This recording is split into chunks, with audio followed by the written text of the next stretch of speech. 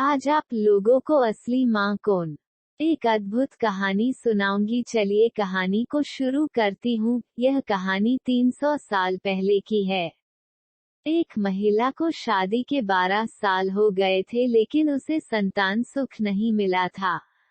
बच्चे को पाने के लिए उस महिला ने न जाने क्या क्या उपाय किए थे। डॉक्टरों के पास गई थी, बाबा भक्तों के पास गई थी, जिसने जिस मंदिर, जिस मस्जिद, गुरुद्वारा या चर्च में जाने के लिए कहा, उस हर जगह गई थी।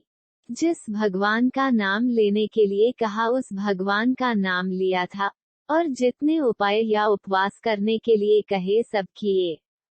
कहते हैं ना कि अगर दिल से और तन मन धन से कोई चीज चाहो तो मिल ही जाती है।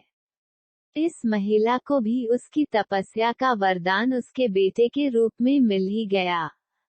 12 सालों की दुख, दर्द और पीड़ा अपने बेटे का चेहरा देखते ही सुख, खुशी और संतुष्टि में बदल गया। लेकिन अभी शायद उसकी तपस्या बाकी थी, शायद भगवान को अभी उसकी और परीक्षा लेनी थी। जब उसका बच्चा 1 वर्ष का हुआ तो एक दूसरी महिला ने उसका बच्चा चुरा लिया। सोचिए उस माँ की मनस्थिति क्या होगी, जिसने दुनिया में सबसे ज्यादा जिस बच्चे के लिए अपनी जिंदगी जी थी, उससे उसका बच्चा ही छीन गया। उसे ऐसा लगा जैसे किसी ने उसका बच्चा नहीं, उसके शरीर से उसकी आत्मा ही चुरा ली हो। उस दिन से उस माँ का जैसे खाना, पीना, सोना सब छूट गया था। उसे ना भूख लगती, ना प्यास लगती, ना नींद आती।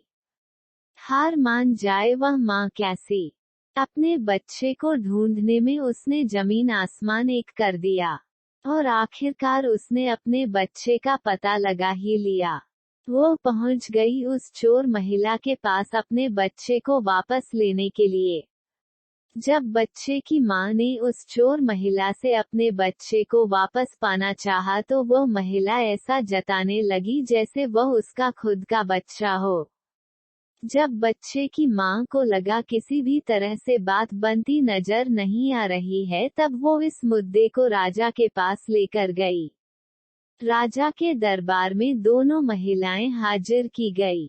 दोनों ही महिलाएं उस बच्चे पर अपना पूरा हक जताने लगी।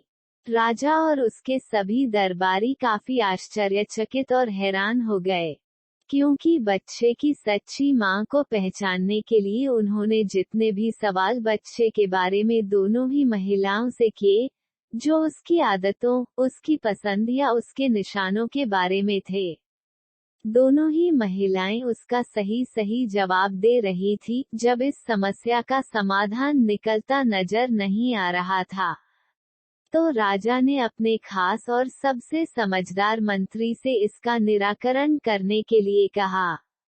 मंत्री ने बिना 1 मिनट की देरी किए तुरंत राजा से कहा कि महाराज, मुझे लगता है कि ये दोनों ही इस बच्चे की मां है।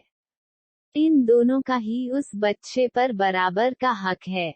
अगर आपको न्याय ही करना है तो सबसे बेहतर तरीका यही होगा कि आप बच्चे के 2 टुकड़े कर दीजिए और एक एक टुकड़ा दोनों माँओं को बांट दीजिए। मंत्री की ऐसी बात सुनकर राजा के साथ साथ दरबार में हाजिर सभी लोग उनकी तरफ आश्चर्य से देखने लगे। राजा ने सोचा कि मंत्री के ऐसी मूर्खतापूर्ण बातों के पीछे जरूर कोई रहस्य होगा। वह बिना सोचे समझे ऐसी बात कभी नहीं कर सकते। राजा ने तुरंत अपने सिपाहियों से कहा कि मंत्री की बात पर अमल किया जाए और इस बच्चे के 2 टुकड़े कर दिए जाएं। बच्चे की असली मां ने यह फैसला सुनते ही राजा के पैर पकड़ लिए और बोली, महाराज, मुझ पर इतना जुल्म मत कीजिए।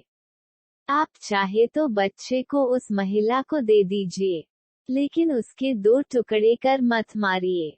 मेरा बच्चा मेरे पास नहीं रहा तो चलेगा, इस दुनिया में तो रहेगा। मंत्री जी ने राजा से कहा, महाराज, यही उस बच्चे की असली मां है, और जो वहां पर शांत खड़ी है वह है चोर।